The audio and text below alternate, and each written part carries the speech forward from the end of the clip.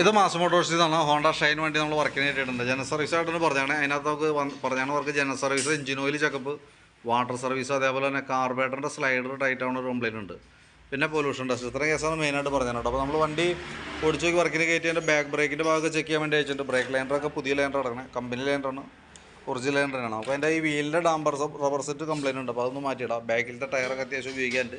Hub അതിൻ്റെ അതേപോലെ തന്നെ വീൽ ബെയറിംഗ് ഒന്നും വേറെ പറയത്ത കംപ്ലയിൻ്റ് ഒന്നുമില്ല. പിന്നെ ചെയിൻ നല്ല രീതിയിൽ ലൂസായിട്ടുണ്ട്. അപ്പോൾ ചെയിൻ ഒന്ന് ടൈറ്റ് ചെയ്തിടാം. പിന്നെ അതേപോലെ തന്നെ എയർ ഫിൽറ്ററൊക്കെ ഒന്ന് അഴിച്ച് ക്ലീൻ ചെയ്ത് റീസെറ്റ് ചെയ്യുന്നുണ്ട്. പുതിയ ഫിൽറ്ററാണ്, വലിയ പഴക്കമായിട്ടില്ല, കമ്പനി ഫിൽറ്റർ തന്നെ കിടക്കണം കേട്ടോ. ബാറ്ററി എക്സൈഡിൻ്റെ ബാറ്ററി ഇരിക്കണം, ഞാൻ അതുകൂടി ഒന്ന് ചെക്ക് ചെയ്ത് പോകുന്നുണ്ട്. നമ്മൾ വോൾട്ടൊക്കെ നോക്കുമ്പോൾ 12.97 വരെ കാണിക്കുന്നുണ്ട്. ലോഡ് കൊടുക്കുമ്പോൾ 9.40 വരെ തന്നെയുണ്ട്. അപ്പോൾ നിലവിൽ വേറെ ബാറ്ററിയുടെ ഭാഗത്ത് ഇപ്പോൾ നിലവിൽ വേറെ പ്രോബ്ലം ഒന്നുമില്ല. പിന്നെ നമ്മളതിൻ്റെ ഫ്രണ്ട് സൈഡിലേക്ക് വരുമ്പോൾ ഫ്രണ്ട് ബ്രേക്കിൻ്റെ ഭാഗം കൂടി നമ്മൾ ചെക്ക് ചെയ്യുന്നുണ്ട്. ഫ്രണ്ട് വീൽ ബെയറിംഗ്, അതേപോലെ ഫ്രണ്ട് ടയറിൻ്റെ കണ്ടീഷനൊക്കെ ചെക്ക് ചെയ്തായിരുന്നു. നിലവിൽ വേറെ കംപ്ലയിൻ്റ് ഒന്നുമില്ല. അതേപോലെ തന്നെ ഫ്രണ്ടിലത്തെ വീലിൻ്റെ ഡിസ്ക് ബ്രേക്കാണ്. നമുക്ക് അതിൻ്റെ പാഡ് സെറ്റൊക്കെ ഒന്ന് ക്ലീൻ ചെയ്യാനും അതിൻ്റെ ബ്രാക്കറ്റൊക്കെ ഒന്ന് ഗ്രീസ് ചെയ്യാൻ വേണ്ടി അയച്ചാണ്. ബ്രേക്ക് പാഡൊക്കെ അത്യാവശ്യം ഉപയോഗിക്കാനുണ്ട്, കുഴപ്പമൊന്നുമില്ല. ജസ്റ്റ് ഒന്ന് ക്ലീൻ ചെയ്ത് കയറ്റിയാൽ മതി.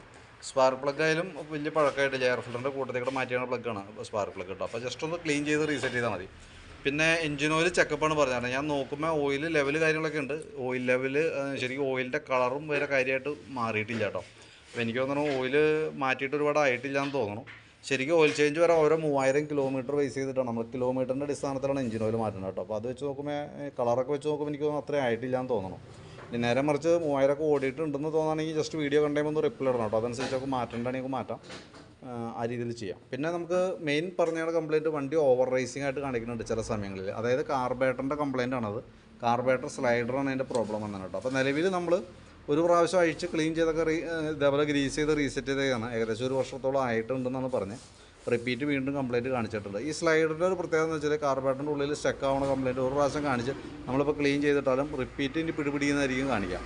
അപ്പോൾ നിലവിൽ ഞാൻ ഫുള്ളായിട്ട് അഴിച്ച് പീസാക്കുന്നില്ല. നമുക്ക് അത്യാവശ്യം അതിൻ്റെ സ്ലൈഡറിൻ്റെ ഈ ഭാഗമൊക്കെ അഴിച്ചിട്ടൊന്ന് ഡ്യൂപ്ലിക്കേഷൻ കൊടുത്തു നോക്കാം. കാരണം ഫുള്ളായിട്ട് അഴിക്കുന്നില്ല എന്ന് പറയാൻ കാരണം എന്ന് വെച്ചാൽ ഇപ്പോഴത്തെ പെട്രോൾ എത്തനോൾ മിക്സ് ചെയ്തിട്ടുള്ള പെട്രോളാണ്. അപ്പോൾ അത് ഉപയോഗിക്കുന്ന വണ്ടികളുടെ കാർബറേറ്റർ ഏകദേശം ഒരു ദ്രവിച്ചൊരവസ്ഥയിലേക്ക് ആയിരിക്കും നിലവിലിരിക്കുക. കാരണം ഇപ്പോൾ കോമൺ ആയിട്ട് എല്ലാ വണ്ടിക്കും ആ കംപ്ലയിൻ്റ് ഉണ്ട്. ഏകദേശം ഒരു 90% വണ്ടികളിലേക്കും ഇപ്പോൾ ആ കംപ്ലയിൻ്റ് ആയിട്ടുണ്ട്.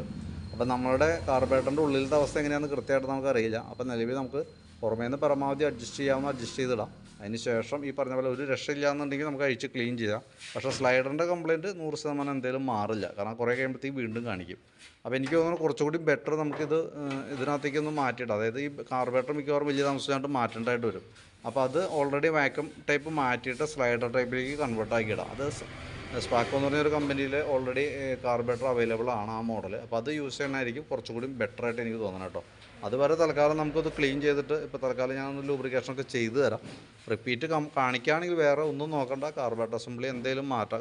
കുറച്ച് കഴിയുമ്പോഴത്തേക്കും മാറ്റേണ്ടി വരും. അത് കുറച്ച് നേരത്തെ മാറ്റാമെന്നുള്ളതാണ്. അത് മാറ്റാം. സ്ലൈഡർ ടൈപ്പ് മാറ്റി സ്ലൈഡർ ടൈപ്പിലേക്ക് കൺവേർട്ട് ചെയ്യുക. വാക്യൂം മാറ്റി സ്ലൈഡറിലേക്ക് കൺവേർട്ട് ചെയ്ത് കഴിയുമ്പോൾ നമ്മളുടെ ഒരു 90% പ്രോബ്ലംസും സോൾവ് ആവണമായിട്ടാണ് കണ്ടേക്കുന്നത് കേട്ടോ. അതപ്പോൾ ആ രീതിയിൽ നമുക്ക് ചെയ്യാം. ബാക്കിയത്തെ വർക്ക് ഞാൻ ഉൾപ്പെടുത്തിയിട്ട് അതിൻ്റെ ഏകദേശം ഒരു എസ്റ്റിമേറ്റ് ആക്കാം. ഡീറ്റെയിൽസ് വാട്സപ്പിലേക്ക് ഒന്ന് ഷെയർ ചെയ്തു കേട്ടോ.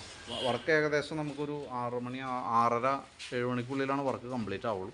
ഞാൻ കംപ്ലീറ്റ് ആയിക്കുമ്പോൾ എന്തായാലും കോൺടാക്ട് ചെയ്തോളാം. ഓക്കെ.